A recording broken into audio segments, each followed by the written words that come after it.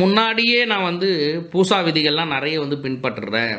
இந்த மந்திர பிரயோகங்கள்லாம் நான் நெறைய உருஜபிச்சுட்டே இருப்பேன். அதேபோல பார்த்தீங்க அப்டின்னா, முறையாவே நான் ஒரு குருக்கிட்ட இந்த மந்திரங்கள்லாம் கத்துக்கிட்டேன். இப்படிலாம் இருந்தும், எனக்கு துர்தேவதைகளுடைய சேஷ்டைகள் அதிகமா இருந்துட்டே இருக்கு. அதாவது நான் எல்லா மந்திரங்களையும் 1,00,000 2,00,000 முறைலாம் சித்தி பண்ணியிருக்கேன். எனக்கு நல்லது நடந்துட்டே இருக்கும். ஆனா திடீர்னு பார்த்தீங்க அப்டின்னா, துர்தேவதைகளுடைய சேஷ்டைகள் எனக்கு இருந்துட்டே இருக்கும். ஆனா என்னால என்ன பண்றதுன்னே தெரியாது. நான் போயிட்டு மறுபடியும் அதுக்கு கடுப்பு தான் எடுப்பேன். மறுபடியும் நான் அதுக்காக மந்திரங்கள் குடுப்பாங்க. அந்த மந்திரங்கள ஊர்ஜபிப்பேன். மறுபடியும் எனக்கு தொடர்ச்சியா இந்த பிரச்சனை இருந்துட்டே இருக்கு.